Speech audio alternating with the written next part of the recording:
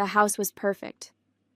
After months of renovations, choosing paint colors, hunting for furniture, and agonizing over every tiny detail, it finally felt like a home.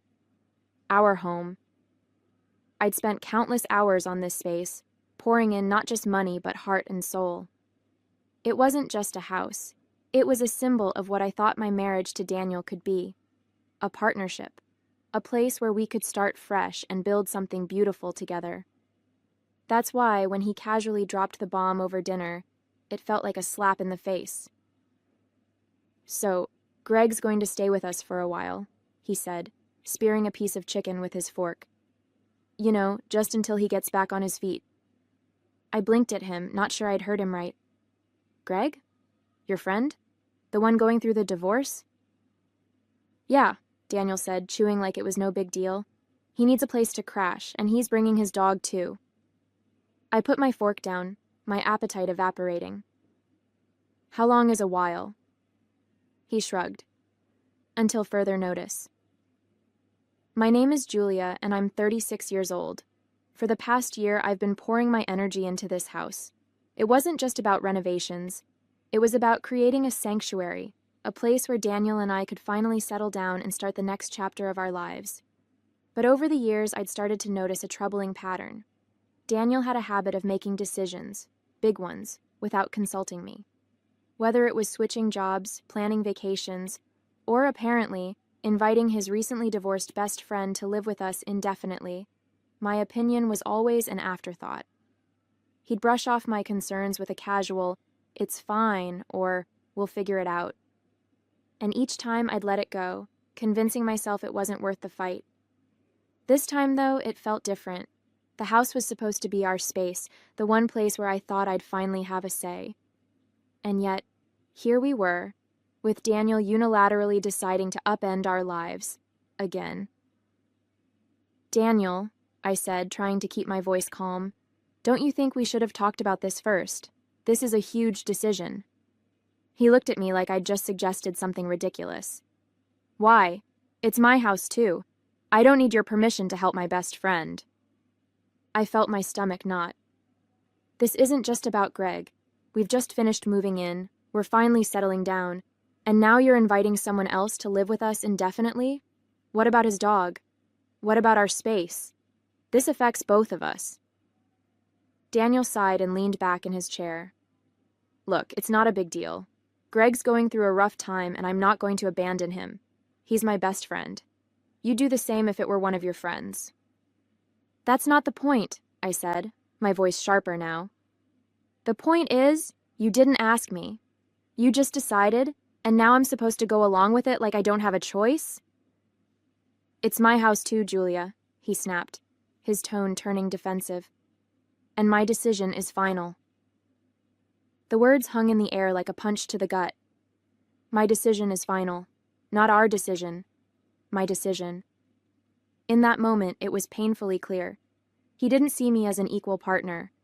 He saw me as someone who'd adjust, compromise, and bend to whatever he wanted. And the worst part?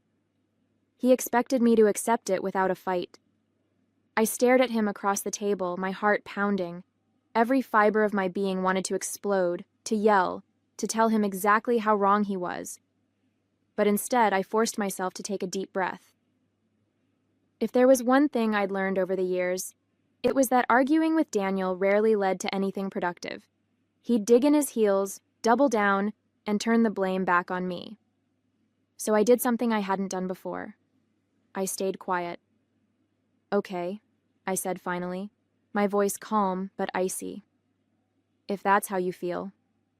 Daniel frowned, clearly expecting more of a reaction. "That's it?" I nodded.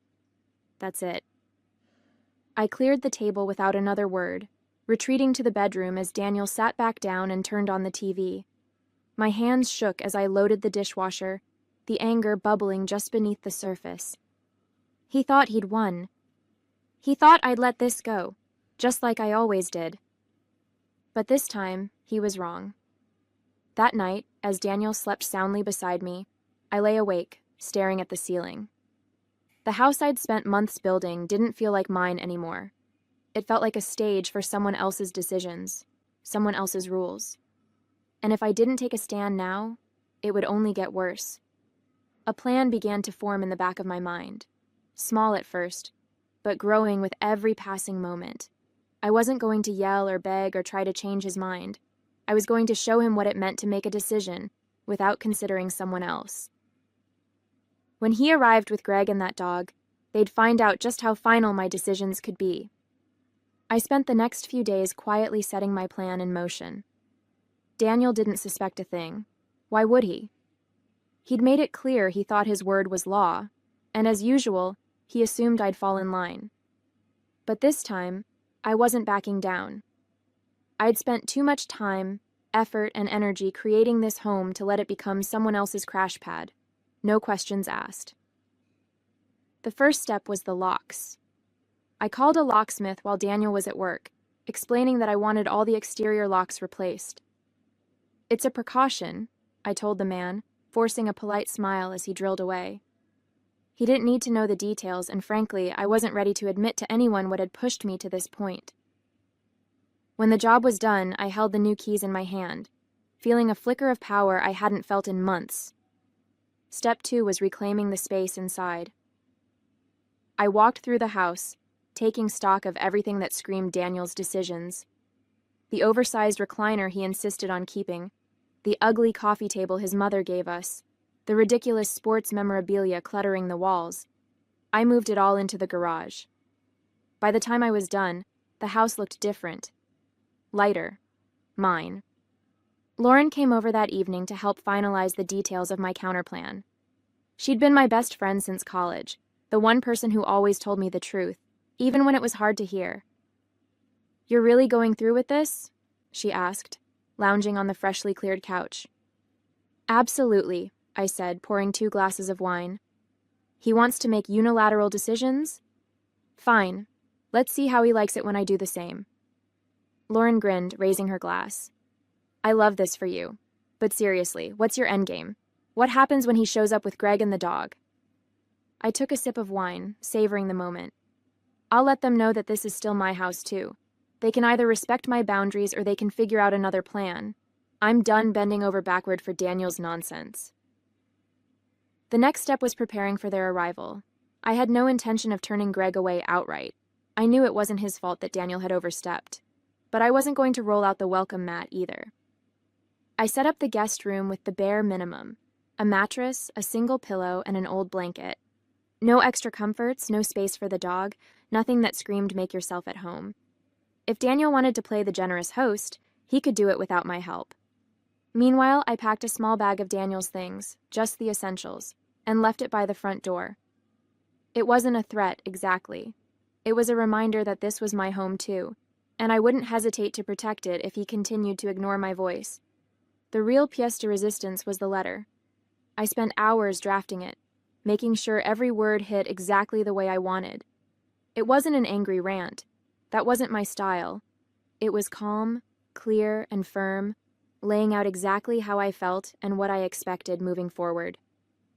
"Daniel," it read, "this house is our shared home, which means decisions about it should be made together. By inviting Greg to live here without consulting me, you dismissed my feelings and undermined our partnership. I won't tolerate being treated as an afterthought in my own home. If Greg stays here, it will be under my conditions, not yours. And if you can't respect that, you're free to leave." I printed the letter, sealed it in an envelope, and taped it to the front door. It was the first thing Daniel and Greg would see when they arrived. The days leading up to their arrival were oddly quiet. Daniel mentioned Greg a few times, casually referring to the arrangements he'd made, but he didn't press me for input. That suited me just fine. I kept my answers short and polite, hiding my growing anticipation behind a calm facade. Lauren checked in every day, equal parts amused and excited. "I wish I could see their faces when they read that letter," she said during one of our phone calls. "Do you think Daniel will even understand what he did wrong?" I sighed, running my fingers over the new keys in my pocket. "Honestly, probably not. But that's not the point. This isn't about him getting it. It's about me standing up for myself." Finally, the day arrived. Daniel had texted me earlier that morning to let me know they'd be at the house around 6 p.m. "Make sure everything's ready for Greg," he wrote, as though I were some kind of hotel concierge. I rolled my eyes and set about putting the finishing touches on my plan.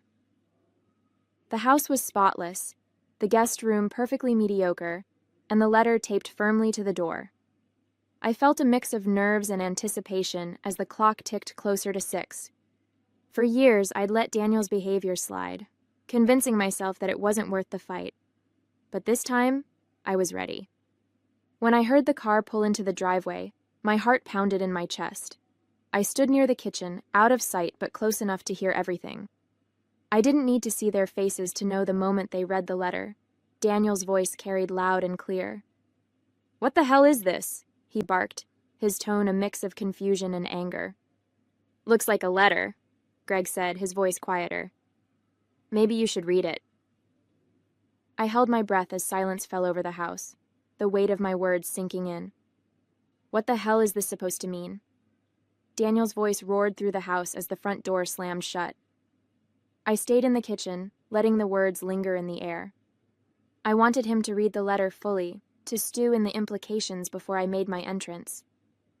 "What's going on?" Greg's voice followed, quieter but tinged with awkward concern.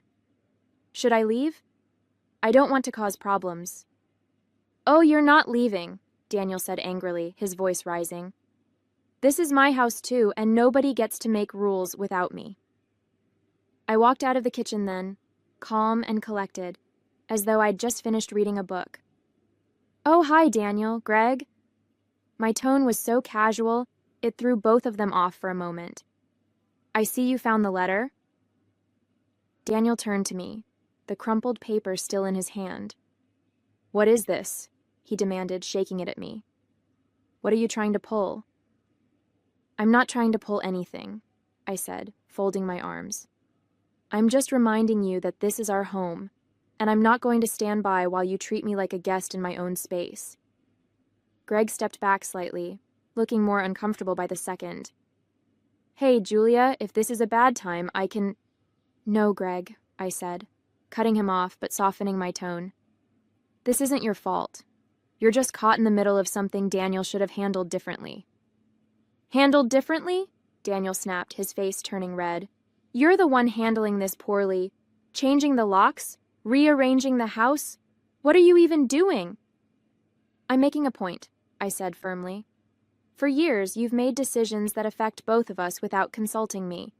This house was supposed to be our fresh start, Daniel, but instead, you've turned it into a dumping ground for everyone else's problems. And when I asked you to talk to me about it, you told me your decision was final." "Because it is," he said, doubling down. "Greg's my best friend. He needed a place to stay, and I'm not going to apologize for helping him. And I'm not going to apologize for standing up for myself," I shot back, my voice steady but laced with steel. "If Greg stays here, it's going to be under my terms, not yours." Greg held up his hands, trying to de-escalate. "Guys, look, maybe this isn't the best time for me to move in. I don't want to be the reason you two are fighting." Daniel rounded on him, his frustration spilling over. "No, Greg, you're staying. Julia's just overreacting. She'll get over it." "I won't," I said flatly, causing both men to freeze. "This isn't something I'll get over. You've ignored me, dismissed me, and taken me for granted for years, Daniel. This time, I'm drawing the line." Daniel laughed bitterly, gesturing toward the guest room. "So what? You're going to keep me out of my own house? Good luck with that." I stepped closer, meeting his gaze head-on. "It's not just your house, Daniel. It's mine too.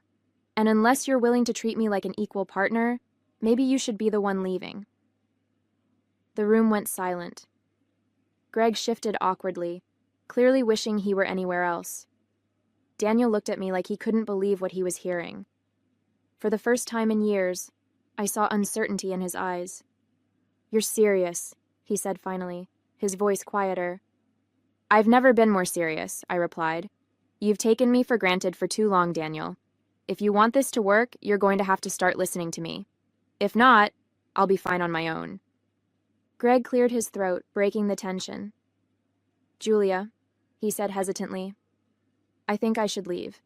This isn't my fight. You're right, I said, turning to him. It isn't. And I'm sorry you got caught in the middle of this. But this isn't about you, Greg. It's about boundaries. I hope you understand. Greg nodded, grabbing his bag and the dog's leash.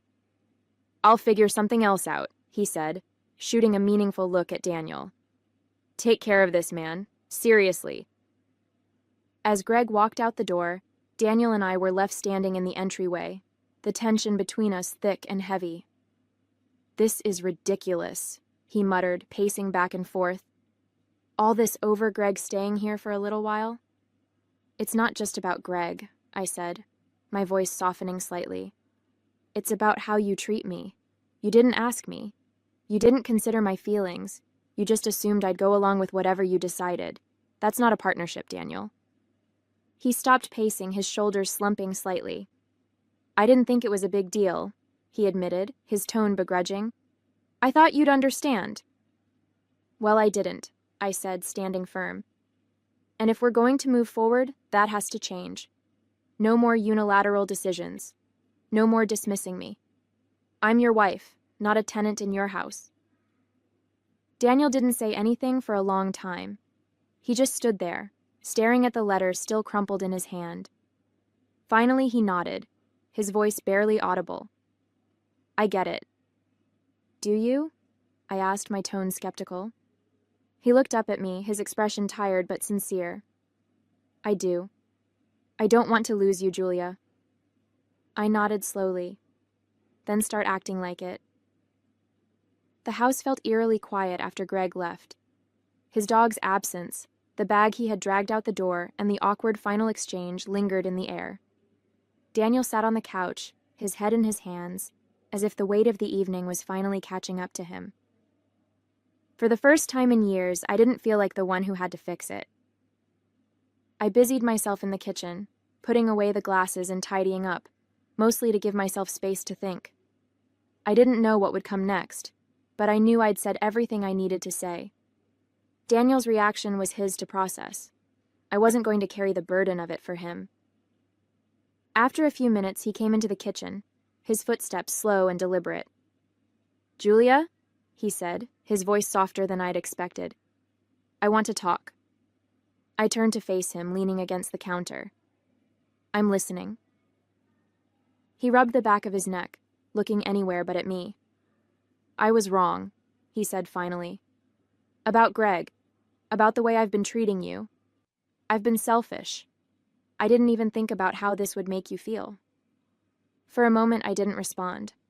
I wanted to believe him, but I'd heard apologies before. Do you understand why I'm upset? I asked carefully. I think so, he said, his brow furrowed. It's not just about Greg moving in. It's about how I handled it, how I didn't handle it with you. I made it seem like your opinion didn't matter, and that's not okay. I nodded slowly. No, it's not. He sighed, his shoulders slumping. I've always been the kind of guy who makes decisions quickly. I didn't realize how much that was hurting us. You've had years to realize it, I said, my tone firm but not unkind. And I've had years of being dismissed and overlooked. That stops now, Daniel. If you can't change, if we can't be partners, I won't stay. His face tightened at my words, but he didn't argue. Instead, he nodded. You're right. I don't want to lose you, Julia. I know I've messed up, but I want to do better. That night, we slept in separate rooms. It wasn't out of anger, but because I needed time to process what had happened. For years, I'd carried the weight of Daniel's decisions, sacrificing my voice and my comfort for the sake of our marriage. Standing up for myself felt good, liberating even, but it also left me questioning whether things would ever truly change. I replayed the events of the evening over and over in my mind. Greg's quiet departure, Daniel's outburst, and finally, his attempt to take responsibility. Was it genuine? Could he really change after all this time? I didn't have the answers yet, but I knew one thing for certain. I wasn't going back to the way things were. In the days that followed, Daniel made an effort. He started asking me about decisions, small ones like where to go for dinner, and bigger ones, like how we'd divide responsibilities at home. It wasn't perfect, and I could tell it wasn't easy for him, but it was a start. For the first time in years, I felt like we might actually be partners. As for me, I began focusing on what made me happy. I redecorated parts of the house to reflect my own tastes, adding personal touches that made the space feel like mine again. I spent more time with Lauren, catching up over coffee and laughing about the chaos of the past few weeks. Slowly but surely, I started to feel like myself again, stronger, more confident, and less willing to settle for anything less than what I deserved. A month later, the house felt like a completely different place, not because of the decor or the layout, but because of the energy. It was quieter, more balanced, and for the first time in years, it felt like my home. I'd spent weeks reclaiming my space, not just physically but emotionally, and that effort had paid off. Daniel had taken the confrontation to heart. He started therapy, not because I'd asked him to, but because he recognized that his behavior needed to change. He admitted one evening over dinner that he hadn't realized how much his decisions had alienated me, how his assumption that we'd figure it out had really meant, "You'll adjust." "I didn't respect you the way I should have," he said, his tone quiet but sincere. "I thought I was being a good husband by handling things on my own, but I see now that I wasn't. I was just shutting you out." It wasn't easy to hear him admit those things. A part of me wanted to scream, "Why did it take this long?" But I also knew that change wasn't instant. For the first time in our marriage, Daniel was putting in the work, and I appreciated that. It didn't erase the years of frustration, but it was a start. As for me, I'd found my voice again. The version of me that had been buried under years of compromise and silence was finally coming back to life. I set boundaries, clear, firm, and unapologetic ones, and Daniel respected them. When he asked about having Greg over for dinner one weekend, I appreciated that he phrased it as a question, not an assumption. "Dinner sounds fine," I told him, "but just dinner, not a sleepover. And Greg can leave the dog at home." He nodded. "Of course, thanks for agreeing." It was a small moment, but it felt like a win. Lauren noticed the change too. Over coffee one morning, she leaned back in her chair, grinning. "You look lighter," she said, "happier." "I feel lighter," I admitted. "For the first time in a long time, I'm not tiptoeing around him. I know what I want, and I'm not afraid to say it anymore."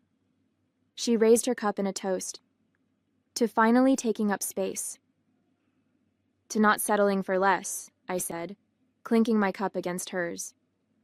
There were still days when I doubted whether things would last, whether Daniel's efforts would hold. But I knew one thing for sure. I'd never lose myself in a relationship again. The person who stood at the kitchen counter, calmly delivering an ultimatum to her husband, wasn't going anywhere.